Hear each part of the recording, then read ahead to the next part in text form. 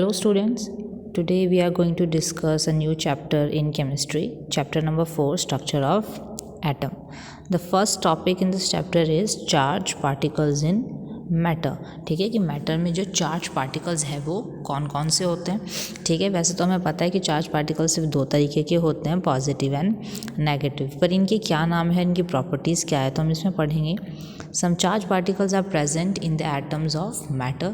These are called subatomic particles which are electron, protons and neutrons. ठीक है, इसने क्या कहा है कि जो मैटर है उसके अंदर हमेशा कुछ चार्ज पार्टिकल्स प्रेजेंट रहते हैं. ठीक है, मैटर हमें पता है क्या होता है, हमने पहले भी डिस्कस करा है, कोई भी ऐसा सब्सटेंस जिसका क्या होता है, मास होता है और वो स्पेस को ऑक्यूपाई करता है. ठीक है, तो उसके अंदर हमेशा ही चार्ज पार्टिकल्स प्रेजेंट रहते हैं. इनको हम क्या बोलते हैं, सब एटॉमिक पार्टिकल्स, क्योंकि ये एटम के अंदर है, विद इन द एटम, इसलिए हम इसको क्या बोलते हैं, सब एटॉमिक पार्टिकल्स, जिसको हमने क्या क्या नाम दिया है, इलेक्ट्रॉन्स, प्रोटॉन्स एंड न्यूट्रॉन्स. ठीक है, अभी इलेक्ट्रॉन, प्रोटॉन, न्यूट्रॉन क्या होते हैं और कैसे ये हमें पता चला कि ऐसी भी कोई चीज़ होती है, इसके बारे में भी हम पढ़ेंगे. तो नेक्स्ट टॉपिक है हमारा डिस्कवरी ऑफ इलेक्ट्रॉन्स की डिस्कवरी कैसे हुई. ठीक है, the existence of electron in an atom was shown by J Thomson in 1897.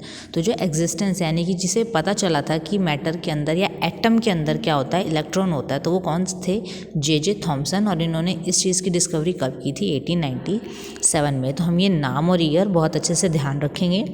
When he was studying the properties of cathode ray, he found a green glow on the wall of his glass tube and attributed it to ray originating from the cathode. तो जब वो क्या कर रहे थे, इसकी cathode rays की properties को स्टडी कर रहे थे. ठीक है, कैथोड रे क्या होती है, जिसमें नेगेटिव रेज होते हैं. तो जब वो इसे स्टडी कर रहे थे तो उन्होंने क्या देखा कि जो उनकी ग्लास ट्यूब है उसके अंदर ग्रीन ग्लो आ रहा है, यानी कि वो हरे रंग से चमक रही है और उसमें से क्या है, कुछ रेज, कुछ तरंगें बाहर निकल रही है.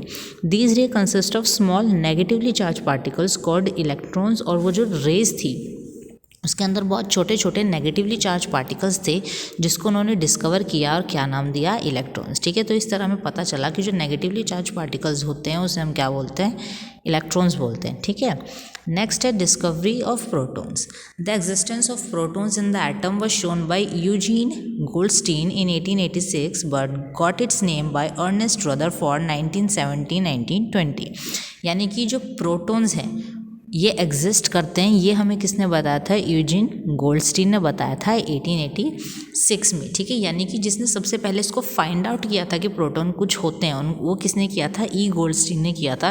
लेकिन उस टाइम पे ये क्या है, ये इसका नाम नहीं बता पाए थे कि हम इसको क्या बोलेंगे. इन्होंने सिर्फ ये क्या है, सिर्फ डिस्कवर कर लिया था कि कुछ पॉजिटिवली चार्ज पार्टिकल्स होते हैं. लेकिन जो रदरफोर्ड थे, अर्नेस्ट रदरफोर्ड थे, इन्होंने बाद में 1917 से जो अपने एक्सपेरिमेंट किए, इन्होंने बाद में बताया कि इन पॉजिटिवली चार्ज पार्टिकल्स को हम क्या बोलते हैं, प्रोटॉन बोलते हैं. ठीक है, तो Goldstein discovered positive particles by using A tube filled with hydrogen gas. तो उनके पास एक हाइड्रोजन गैस से भरी हुई ट्यूब थी जिसमें उन्होंने क्या पाया कि पॉजिटिवली चार्ज पार्टिकल्स होते हैं. He notice that there were rays travelling in the opposite direction from the cathode rays. उन्होंने क्या पाया कि इससे पहले जे थॉमसन ने जो एक्सपेरिमेंट किया था कैथोड रेज वाला, उसमें तो क्या थे, नेगेटिवली पार्टिकल्स थे. लेकिन अब की बार क्या हो रहा है कि वो अपोजिट डायरेक्शन में रन कर रहा है, यानी कि ये वो पार्टिकल्स नहीं हैं जो इलेक्ट्रॉन्स वाले एक्सपेरिमेंट में देखे गए थे.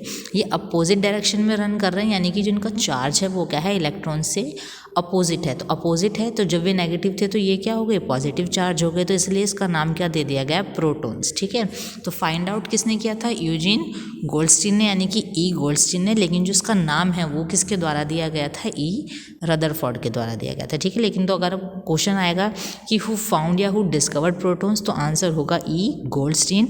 और अगर पूछा जाएगा कि किसने इसका नाम दिया था या किसने इसकी व्याख्या की थी, तो नाम हो जाएगा रदरफोर्ड. ठीक है, नेक्स्ट है हमारा डिस्कवरी ऑफ न्यूट्रॉन्स. यानी कि हमने दो सब एटॉमिक पार्टिकल्स पढ़ लिए, इलेक्ट्रॉन्स एंड प्रोटॉन्स. थर्ड है हमारा न्यूट्रॉन्स, जो कि हमें पता है, हमने पिछले चैप्टर में पढ़ा है कैसे होते हैं, न्यूट्रल होते हैं, यानी कि इनके ऊपर कोई चार्ज नहीं होता है, ना नेगेटिव और ना ही पॉजिटिव. ठीक है, the essential nature of the atomic nucleus was establish with the discovery of the neutron by James Chadwick in 1932. ठीक है, तो ये जो डिस्कवरी है न्यूट्रॉन की, ये किसने करी थी, जेम्स चैडविक ने करी थी इन 1932. ठीक है, सारे साइंटिस्ट के नेम और ईयर्स बहुत अच्छे से ध्यान रखेंगे. ठीक है, and determination that it was neutral distinct from the proton. ठीक है, ये क्या उन्होंने फाइंड आउट किया था कि ये क्या है, ये प्रोटॉन से बिल्कुल अलग है और न्यूट्रल है, यानी कि इनके ऊपर कोई भी चार्ज नहीं है। ठीक है, only hydrogen atom does not contain any neutron. सिर्फ एक हाइड्रोजन एटम ही ऐसा एटम होता है जिसके अंदर न्यूट्रॉन नहीं होते हैं। ठीक है, अदरवाइज सारे जो एटम्स हैं उनके अंदर क्या होते हैं, तीनों सब एटॉमिक पार्टिकल्स प्रेजेंट होते हैं। ठीक है, अब हमारा नेक्स्ट है इलेक्ट्रॉन, प्रोटॉन और न्यूट्रॉन का मास और चार्ज कितना होता है। ठीक है, तो ये यहाँ पर मैंने आपको लिखकर दिखाया हुआ है। ठीक है, देखिए मास तीनों का लिखा हुआ है, मास एज इट इज़ याद करना है। देखिए लेकिन चार्ज में थोड़ा सा चेंज है।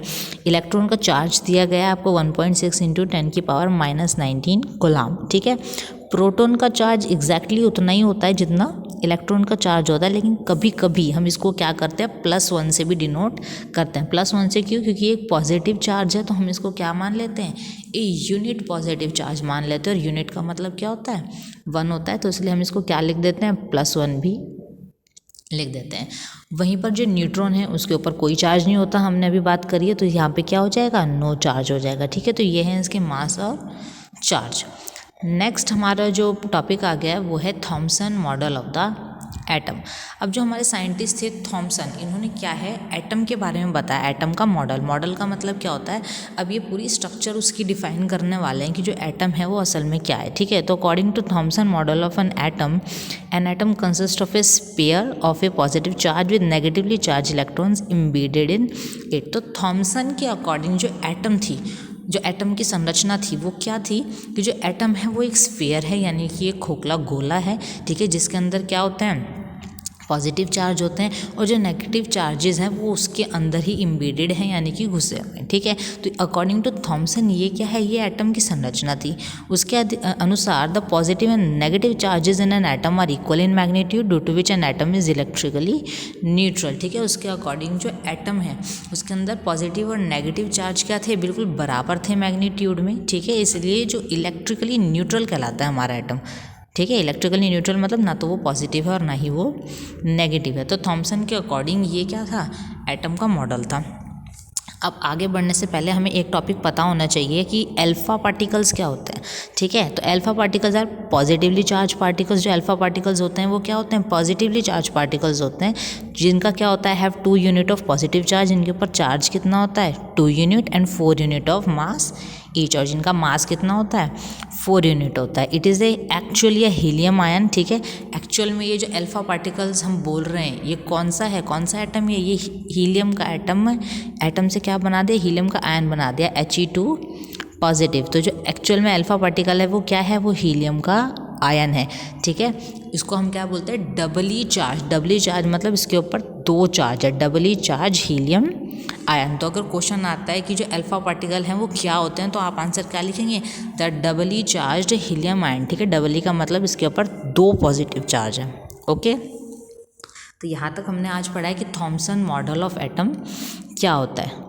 ठीक है, नेक्स्ट आ गया हमारा रदरफोर्ड एक्सपेरिमेंट। ठीक है, अब जो साइंटिस्ट थे रदरफोर्ड, उन्होंने एक एक्सपेरिमेंट किया, किसके लिए, डिस्कवरी ऑफ न्यूक्लियस के लिए। ठीक है, हम इसको ये भी बोल सकते हैं कि जब वो ये एक्सपेरिमेंट कर रहे थे कि जो एटम्स है वो कहाँ से पास आउट हो सकते हैं, एटम के ऊपर किस रेज का इफेक्ट पड़ता है, तब डिस्कवरी ऑफ न्यूक्लियस हुआ, यानी कि तब न्यूक्लियस की खोज अपने आप ही हो गई। ठीक है, it was Rutherford's alpha particle scattering experiment which led to discovery of nucleus. ठीक है, ये रदरफोर्ड थे जिनके द्वारा जब अल्फा पार्टिकल्स का एक्सपेरिमेंट किया गया तब किस चीज़ की डिस्कवरी हुई, न्यूक्लियस की डिस्कवरी हुई। ठीक है, देखिए आपको डायग्राम में दिखाई दे रहा होगा, ये बीच में बहुत सारे क्या है, एटम्स हैं। ठीक है, ये 4 ये जो सर्कल्स बने हुए हैं ये क्या है, एटम्स हैं, और इनके बीचों बीच ये जो ब्लू डॉट है ये क्या है, इसका न्यूक्लियस है। आगे बात समझ में। ठीक है, न्यूक्लियस के अंदर क्या होते हैं, प्रोटॉन और न्यूट्रॉन प्रेजेंट होते हैं। हमने इससे प्रीवियस चैप्टर में भी ये डिस्कस करा है। और ये जो नेगेटिव साइंस हैं ये क्या हैं, ये इलेक्ट्रॉन्स हैं जो इसके चारों तरफ क्या कर रहे हैं, घूम रहे हैं। ठीक है, When fast moving alpha particles are allowed to strike a very thin gold foil in vacuum, it is found that, ठीक है, जब फास्ट मूविंग अल्फा पार्टिकल्स यानी कि अल्फा पार्टिकल्स की एक बीम को छोड़ा गया ठीक है, और वो बहुत ही ज़्यादा तेज़ी से चल रहे थे और वो कहाँ पर जाके टकराते हैं, एक थिन गोल्ड फॉइल में, ठीक है, गोल्ड फॉइल पर जाके टकराते हैं। तो हमने क्या पाया, most of the alpha particles pass straight without any deflection, की बहुत सारे जो अल्फा पार्टिकल्स थे वो क्या है, बिना डिफ्लेक्शन के मतलब ना तो कहीं टकराए हैं और ना ही उनका जो रास्ता है वो थोड़ा सा भी चेंज हुआ है, वो सीधे के सीधे बाहर निकल जाते हैं। That is lot of empty space. इसका मतलब हम क्या समझेंगे कि जो एटम है उसके अंदर बहुत सारा खाली स्पेस होता है, जिसकी वजह से जो अल्फा पार्टिकल्स है वो आसानी से पार हो जाते हैं, ठीक है। If you alpha particles are deflected through small deflection, कुछ अल्फा पार्टिकल्स क्या होते हैं, अपने रास्ते से भटक जाते हैं, जैसा आपको इसमें भी दिखाई दे रहा है, स्मॉल डिफ्लेक्शन हो रहा है, ठीक है। इससे हम क्या कंक्लूड कर सकते हैं कि इसमें क्या है, लार्ज एंगल्स के द्वारा हट जाता है, यानी कि वो क्या है, यूनिट पॉजिटिव चार्ज है।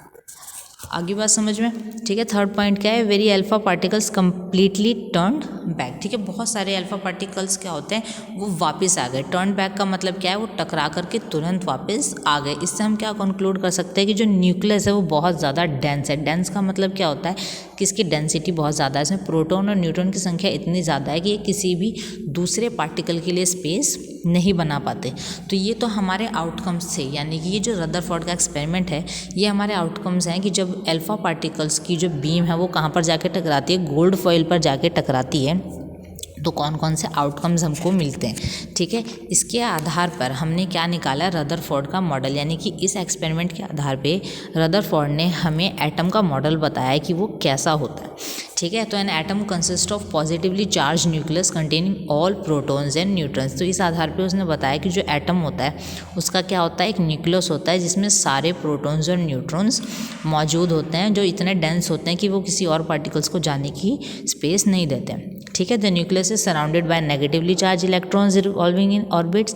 जो न्यूक्लियस होता है उसके चारों तरफ क्या है, इलेक्ट्रॉन्स ऑर्बिट्स में घूमते रहते हैं, जैसे कि हमने पिछले चैप्टर में भी डिस्कस किया था।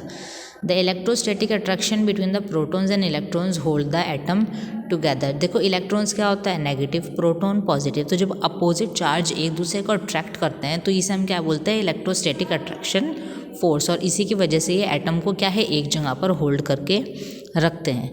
An atom is electrically neutral. जो एटम होता है वो क्या होता है, इलेक्ट्रिकली न्यूट्रल होता है, क्योंकि पॉजिटिव और नेगेटिव चार्ज आपस में क्या हो जाते हैं, एक दूसरे के चार्जेस को कैंसिल आउट कर देते हैं।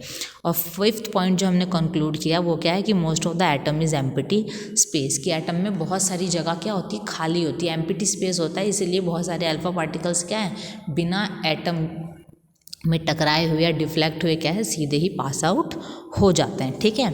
लेकिन इतना सारा चीज़ बताने के बाद भी क्या हो गया कि हमारे पास कुछ ड्रॉबैक आ गए। ड्रॉबैक के मतलब क्या होता है, लिमिटेशन, ठीक है। वो लिमिटेशन क्या है, a major drawback of Rutherford model of atom is that it does not explain the stability of the atom, ठीक है। इतनी सारी बातें बताने के बाद भी एक चीज़ कमी रह गई, वो क्या है कि रदरफोर्ड ये नहीं बता पाया कि एटम की स्टेबिलिटी कैसी है, वो स्टेबल है या नहीं है, वो किसके साथ रिएक्शन करता है, लेस रिएक्टिव है, मोर रिएक्टिव है, तो ये क्या है, ये लिमिटेशन रह गई, ठीक है। ये हमारा क्या है, एक ड्रॉबैक है रदरफोर्ड मॉडल ऑफ एटम का, ठीक है।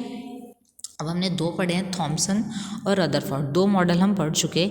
तीसरा मॉडल है हमारे पास बोहर मॉडल ऑफ एटम, ठीक है। अब बोहर जो थे इन्होंने क्या करा, बोहर कौन थे, नील बोहर थे, ठीक है। इन्होंने क्या करा कि अभी जो दोनों एक्सपेरिमेंट हमने ऊपर पढ़े इनको देख करके और अपना एक नया एक्सपेरिमेंट कर करके इन्होंने क्या किया, कुछ कंक्लूड किया है, ठीक है।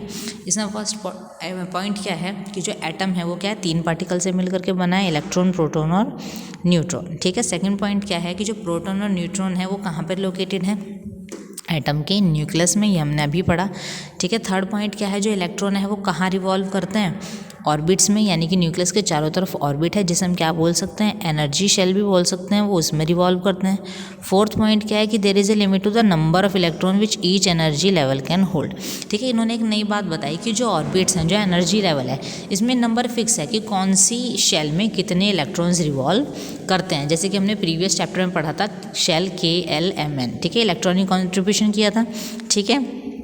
फिफ्थ पॉइंट क्या है हमारा, ठीक है। फिफ्थ पॉइंट हमने ये बताया कि each energy level is associated with a fixed amount of energy. Her energy level की जो एनर्जी है वो क्या होती है, फिक्स होती है, ठीक है। 6 पॉइंट क्या, there is no change in the electrons as long as they keep revolving the same energy level and the atom remains stable, ठीक है। जब तक इलेक्ट्रॉन्स अपने सेम एनर्जी लेवल में घूमते रहते हैं तब तक क्या होता है, उनकी एनर्जी में कोई भी चेंज नहीं आता है और जो एटम है वो क्या बना रहता है, वो स्टेबल बना रहता है। जैसे आर्गन है, उसमें क्या है, उसकी सारी शेल्स क्या है, कम्प्लीटली फिल है, तो जब तक उसके इलेक्ट्रॉन्स वहाँ से चेंज ही नहीं होंगे तो जो उसकी एनर्जी है वो क्या है, वहाँ पर बनी रहती है और उसकी वजह से जो एटम है वो भी कैसा हो जाता है, स्टेबल होता है, ठीक है।